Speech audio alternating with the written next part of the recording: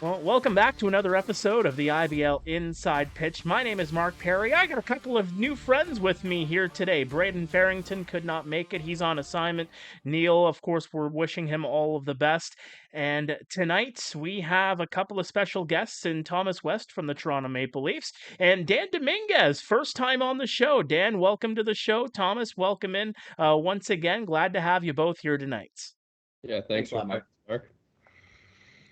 Obviously, this is our preview show for round number 2 of the playoffs. The Final Four getting underway tonight with the Barrie Baycats taking on the Hamilton Cardinals. The other series we will be taking a look at is starting on Saturday. It's in Welland, the Jackfish hosting the Guelph Royals in round number 1. Guys, let's start off with the Guelph Royals and the Welland Jackfish because I think that's the series that a lot of guys and a lot of people in general are keeping their eyes on. Of course, it's a rematch of the semifinals last year. Guelph ends up bouncing Welland in 5 games in that series last season, but it's a much different team on both sides. But let's start off with Thomas. What do you think about this series, Welland and Guelph? Do you see a bit of a bloodbath, or do you see a kind of a one-sided affair here? Well, to be honest, I got a hinge on this series that obviously I followed really closely in the Leafs and Barrie Baycats, and to be honest, I kind of see some similarities between this series as well. I kind of look at the pitching rotation for the Welland Jackfish now. I think they are a little bit deeper bullpen wise than the Barrie Baycats were. But I mean, look at that starting rotation. You got Teo Ortega, who was just so fantastic in that first game against the Kitchener Panthers. Now, I know they swept that series, so it's been a little while, but I mean, just taking that no-hitter into the 7th inning just looked absolutely dominant. And, it kind of felt like he had a bit of a different level when the playoffs came around as well. So, I'm kind of looking at that, kind of like the Frank Garces on the side of the Barrie Baycats, and thinking that this series could absolutely hinge if Ortega ends up losing one of his starts. I think that's just such a key thing for this series that the Welland Jackfish end up winning game 1, assuming they go with Ortega. And for the Guelph Royals, I mean, this is a scrappy team that appears that they pulled it together at the trade deadline, got a whole bunch of good acquisitions. And, I'm going to be honest, when we were on the podcast the other day, I didn't love the whole, pulling the whole team together. I'm kind of a believer of, you kind of got to build that chemistry throughout the entire season. But Guelph proved me wrong in that first round. They look like they have it really together. They handled the London majors pretty seamlessly through that first round. So I think it's going to be a fantastic matchup between these two teams. I'm glad you Yeah, no, mentioned I the agree. pitching. Oh, sorry, Yeah, I go ahead. agree with Tom. That pitching is so deep on Welland. If they're going to throw out there Ortega, Abram, and Dominguez, and we haven't even talked about Layer, De Los Santos, and then who haven't I even mentioned yet? One of the best closers in IBL history, in Davey Mendez. No other team can throw that type of pitching roster at you. In a 5-game series, in a 7-game series, they're going to be tough to beat. 31 regular season wins, really had no difficulty in the first round, so they're well rested. They were hot down the stretch as well. They won a whole bunch of games down the stretch, so it's definitely going to be a battle. Guelph, though, as you guys alluded, kind of parachuted in a few players there at the end of the season. And what was it? Franklin Torres down the stretch, 1,300 OPS in his last 11 games, which is just insane. They have those first 2 starting pitchers. You know what I mean? You have Kush he's been in the IBL for a while. He's a stud. And then obviously Custodio is just a monster. So that first game, Custodio versus whoever, assuming it's Ortega, I don't care who they throw it there. That's just must-see TV right there. An interesting point for me would be who's going to be that 3rd game starter for Guelph. Are they going to be? They're not going to be able to match whoever Welland puts out there. But whoever it is, they're going to have to keep their team in the game for that game 3, because that could be, someone could be going up 2-1 that day. That game 3 could be a turning point in a short 5-game series. Yeah, absolutely. And I think about those first 2 games. Again, you're probably going to see Custodio versus Ortega. You're probably going to see in game 2 in Guelph, Euclides Layer versus Jacob Cush. just the way things have been lining up, and it kind of just raises the question: who do you rather have in a 5-game series with two pitchers? Would you rather have the combination of Custodio and Cush, or would you have the combination of Euclides Layer and Tio Ortega going into a 5-game series? But when you look at some of the bats this season series, Welland took all 5 games. Couple of blowouts in there, but a couple of pitching duels as well, which, to me really speaks to the fact that, the pitching matchup is going to be crucial in this 5-game series. When you look at the bats for offense, obviously Garrett Takamatsu did very well in the series against London. Andy Leader, obviously, he was the playoff hero against Welland, hitting that big home run in game number 5 last year. Just 2 for 13 in the playoffs, so still looking for that playoff Andy Leader to show up here, possibly here in round number 2. But one other stat to throw at you guys here, and I'll throw it back to you when we talk about just the depth in the offense here. Mateo Porcelato and Brendan Luther, the only bats for Welland that were above a 300 average in the season series. Everybody else was sub 300. When you look at the depth of the offense, guys, Thomas, I'll start with you. I guess, who do you give the edge to here? Oh, I mean, sub 300 batting averages are going to be something you see a lot in the playoffs. I mean, it's a much different ball game, playoff baseball in the Intercounty Baseball League versus regular season baseball in the IBL. I mean, if you look at some of the pitchers that people are throwing out there, bullpens are shortened. You only need a couple guys in your bullpen, really. I mean, we've seen in many series, 1 or 2 guys just come out of the bullpen and piggyback off of a great start, or maybe you have a long man coming in after, in game 3 for one of your weaker starters. So I wouldn't worry too much about the bats of the Welland Jackfish, although, when you look at guys on the other side like Garrett Takamatsu, like you mentioned, I mean, he was fantastic. He's batting over 500, but you got to realize too, there's 3 extra base hits in there. He's driving in runs. He's hitting in clutch situations. So he is going to need to perform for the Guelph Royals in this series, I think, especially guys like Garrett Takamatsu who, tend to hit good pitching well. They're going to need guys like that to hit well. But with that being said, I think the Welland Jackfish are a little bit deeper lineup-wise. I mean, it was obviously a great sign for them to see, Brendan Luther kind of stay hot there in the playoffs as well. So I think offensively, I'd have to give the edge to Welland. Yeah, no, I definitely agree with Thomas there. 3-game sample size for both these teams, so not a huge sample for anyone. Looking back at the regular season, a team batting average for the Welland Jackfish at 311 compared to Guelph Royals 255. So that's a big difference. Like I said, I realize Guelph has improved their team down the stretch, but that 311 batting average tops in the IBL, and 860 team OPS, which is almost 100 points above league average. So up and down the line, Porcelato, Luther, Weisner, and Robbie Mullen hitting that walk-off in the to finish up the first round. They're going to be tough to beat. Playoff baseball, though, they always say the good pitching is going to beat the good hitting. So that's going to be more of a factor. But up and down the 1 through 9, you definitely have to give Welland the advantage. Not to take anything away from what you mentioned, Torres, Takamatsu, and a few of the other guys. Matthew Ward's had a solid season as well. But as I say, it's going to come down to those arms. We'll see a lot of small ball. You saw that even in the CK Hamilton series. I saw Tyler Duncan dropping the bunt down 2-3 times. How often are you going to see the 2023 IBL MVP dropping bunts? Because they were expecting low-scoring games. A couple of them didn't end up low-scoring. But when you have some of the best players in this league putting down bunts, those coaches are expecting one-run games when it gets to those 8th and 9th innings.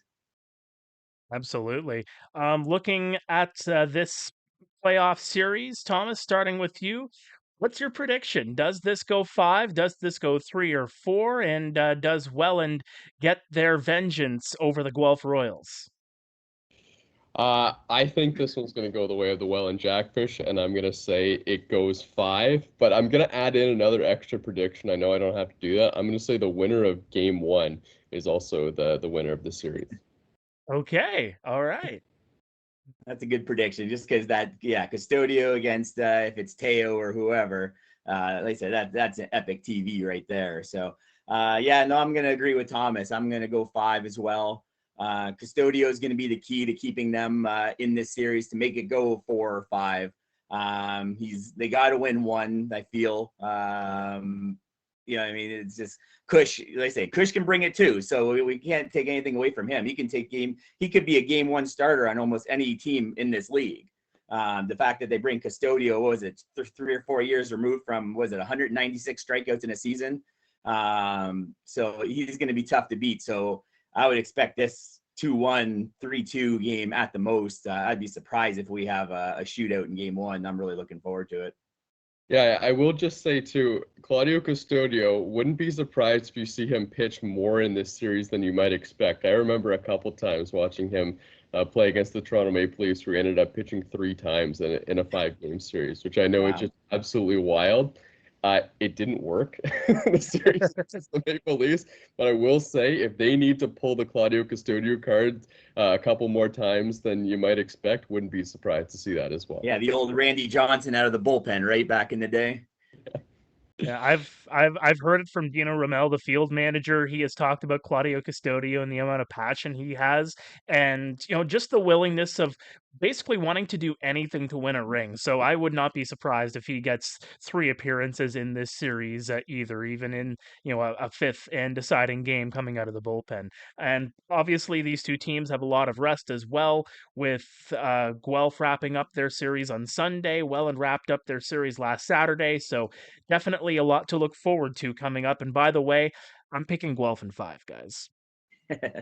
Okay. Maybe a little bias, but again, this is a series where, again, no disrespect to the Welland Jackfish, but again, they have home field advantage. And well, it's a coin flip. Game 1 and 4, like anytime Custodio's in there, it's hard to pick against him. Yep. But yeah, and then he's Kush. Like I said, we almost push Kush aside. He's that good.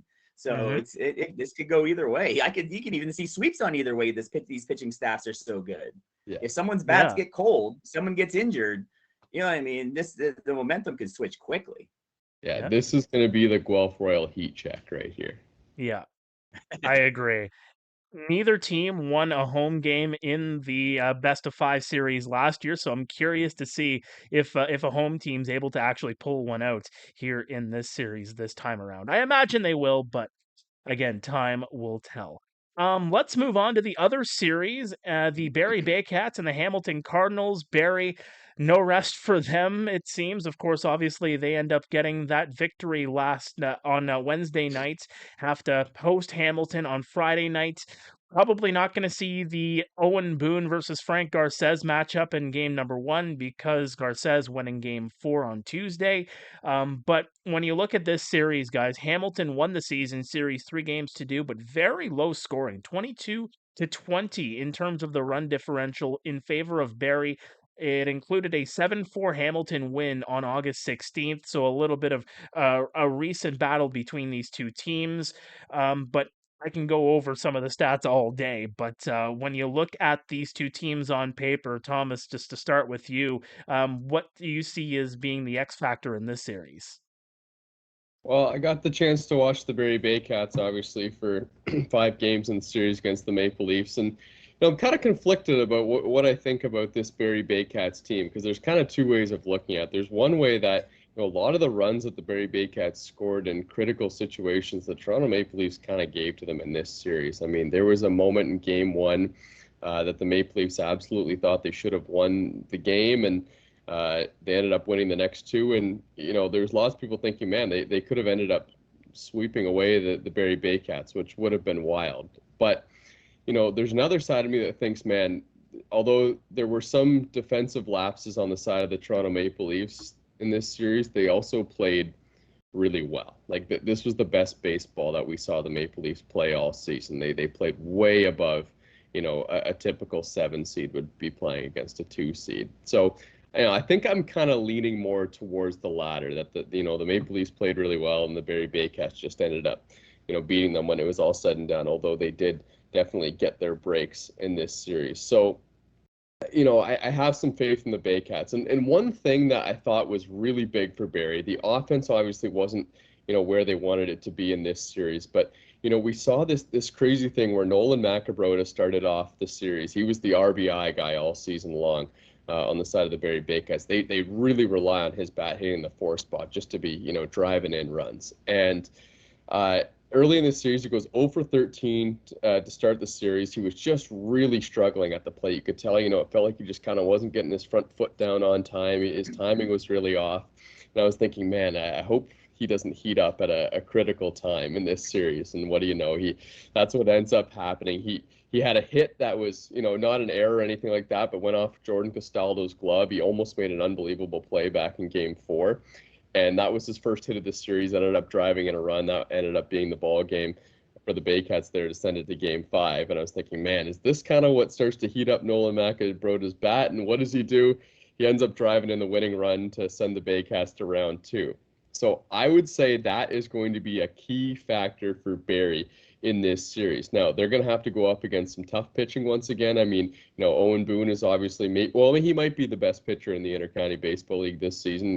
Just with what we've seen him do, he looked really good in the first round of the playoffs as well against the Chatham-Kent Barnstormers. So, if you can get to him, that's also going to be a real big key to this series. But the biggest thing for Barrie is that obviously they got to get some offense going, but they cannot get into their bullpen. They can't use Carlos Sano as much as they did in the first round series. Like, I could not believe that guy's got a rubber arm. He was able to bounce back, pitch well 3 times against the Maple Leafs, but they don't have a whole lot of depth in that bullpen. They really are going to rely on their starters going, 7-8 innings.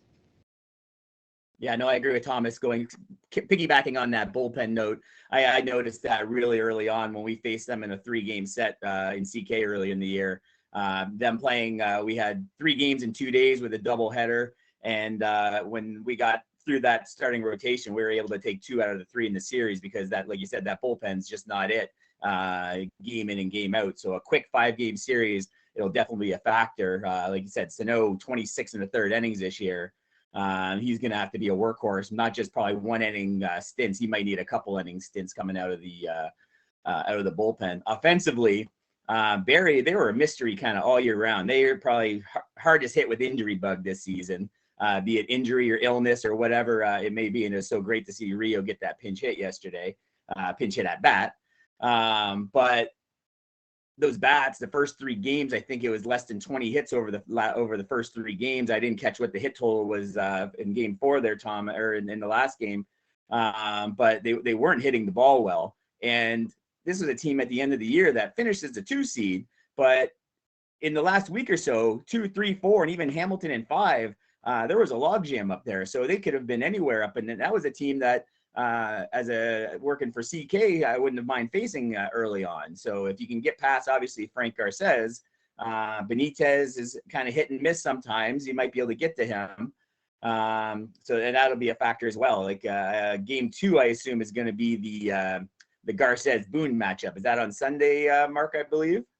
I believe it is. Yeah, it's Friday, Sunday, and then Tuesday, Wednesday, Thursday, if I'm not mistaken. So Sunday they'll be back. Both Boone and Garces will be back Sunday for regular rest, and then Game 5, I think they're both going to be a day short for rest. But both of them are taking the ball if it gets that far. You have to fight. You have to pry the ball out of their hands if it gets to a Game 5 for both Garces and Boone. They don't care if it's a day short of rest. It's it's a long off season. They can rest it then. So.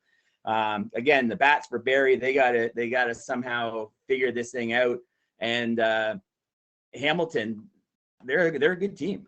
And Tyler Duncan still over a 300 bat, 936 OPS. Nickel, Dominguez just finds a way to get on base. Power, speed, he's got it all. Bringing in Yammer Hernandez late in the year to take over the catching duties has been a huge asset. So. That team, there's not kind of a dead spot in that lineup 1 through 9. When you look at the, more of the offense, one guy I'm really focused on in particular is Nico Kakados. He was batting .471 against the Baycats this year. I think he might be an underappreciated bat in that lineup for the Hamilton Cardinals and could possibly do a lot of damage against the Barrie Baycats here in this playoff run. And again, just to piggyback on something that you said, Thomas, in terms of the bullpen, not using Carlos Sano as much as you did in round number one. Sano pitched great against Hamilton in the season series, but I do think you're absolutely right. Frank Garces, Juan Benitez, these guys are going to have to go 7, 8 innings. And then you go into game three and you're using a Cesar Rosado. What's the pitching matchup going to look like in games 2 and 3 beyond Owen Boone? And, can Hamilton survive, if you will, the this trio that we looked at the playoff run that they had in last year's playoff run en route to the championship. Those three, when they're really counted upon to do some damage, they can do some damage.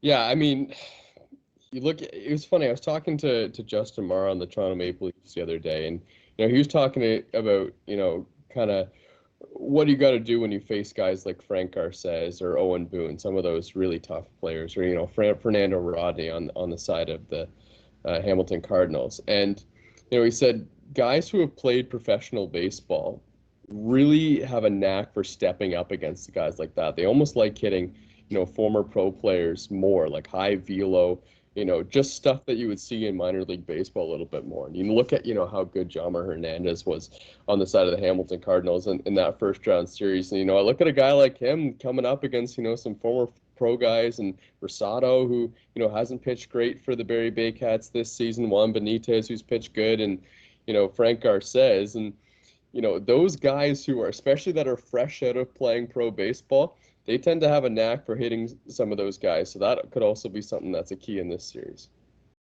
Yeah, for sure. So like you mentioned with Boone and Garces, they're not just throwers; they're surgical out there. And then these young kids that are going to step up, some of these kids that are going to be coming up in the 9th inning against Fernando Rodney, some of them probably weren't even born when he was locking down saves in the MLB. So to put that feather in their cap, that's going to be something they'll remember forever. 19th all time in saves, and you could say maybe you got one against them. So that'll definitely be a bullpen factor. The bullpen, Hamilton, without a doubt, has the advantage in the bullpen. And that'll definitely, I think, be a big factor in this series. Overall, who has the advantage? And Thomas, starting with you, what do we got for a prediction for this series? Yeah, I'm gonna go on a limb here and say Barrie Baycats in 4. I know it seems like this the is 2 seeds on a limb. I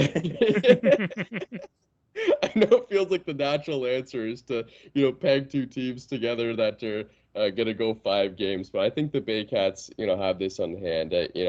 Obviously there are some things they definitely need to clean up, but look.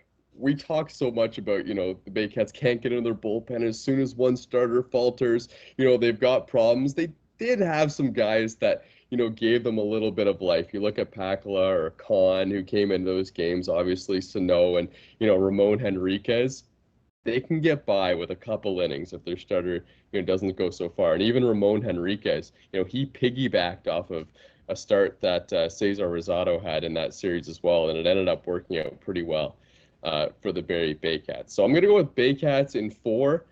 I just think that, they played well enough against the Maple Leafs, who I think the Maple Leafs played really well. The Baycats just play a little bit better. And even if you look at the side of the Hamilton Cardinals, I mean, they're not a team that came into the playoffs, particularly hot. They were able to get back get past the Chatham-Kent Barnstormers, but that series was wild, man. Like, there was high-scoring games back and forth. Maybe a bit of an outlier on that last one when they ended up scoring 15 runs. And I think last season when the Baycats ended up winning the IBL championship, they did it by just using their starting pitchers, exactly like what we're saying that they can't do. So they've done it before. I think they're going to do it again. Yeah, I agree. Barrie can do it. I just that depth concerns me though in the bullpen. They have some arms out there. a quick 5-game series. It could be over before we even get started. Pretty much, it's going to be over that quick. I'm going to go the other way. I'm going to take Hamilton in 4. They had a little slow start, or down the stretch, a little bit of a stub their toe. But in the second half, overall, that they did, after they made the move to go with Bernardo, that team, the energy just flipped the switch. I'm sure you guys all seen it when they've come to your cities.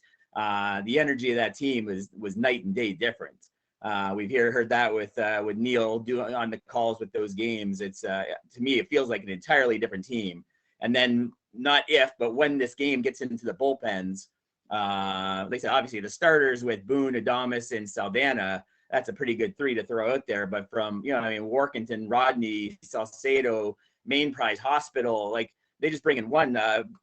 Boulier Howard, his ERA in the season, throw it out. He was lights out in the series against Chatham-Kent. When they needed big outs, he was getting big outs. So I think it's going to come down to that. I mentioned earlier that lineup 1 through 9. You have Jaden Brown hitting 8. Yeah, he's going to strike out twice a game, but he's also probably going to get a double or some sort of extra base hit in there as well. Tommy Reyes Cruz batting in the 9 hole usually, or down at the bottom. So 1 through 9, and then you even have Josh Williams coming off the bench with the big bopper bat if he's not DHing. They said that's a strong lineup. I'm going to go Hamilton in 5. I think Hamilton, they have the ability, and I do like the point about just the energy that they bring to ballparks. I think I did a game in Guelph. I want to say it was about 3 weeks ago. It was the second last weekend of the season when Guelph and Hamilton had to match up like 4 times in the matter of a week and a half. And I swear you would hear all this cheering and all this rah-rah and just, this energy bringing. And it wasn't the fans, although the fans did bring it at Hastings Stadium. It was the Hamilton dugouts. Just Yeah, it starts with screaming and Bernardo. hollering. Yeah, Bernardo's the head cheerleader, and he gets those guys fired up. yeah, and I don't know, there's an energy to it, and I do think that they might be able to peg Barrie for maybe the first. I would say Hamilton wins the first game. I think that they will end up taking the first game just because Barrie is going to be on some short rest. They're going to be at home. There's going to be a little bit of pressure. I think Hamilton ends up stealing game 1 in Barrie, and then they end up winning the series in 5. That's what I think will end up happening. So I think it'll be a Barrie Hamilton IBL final here for 2025.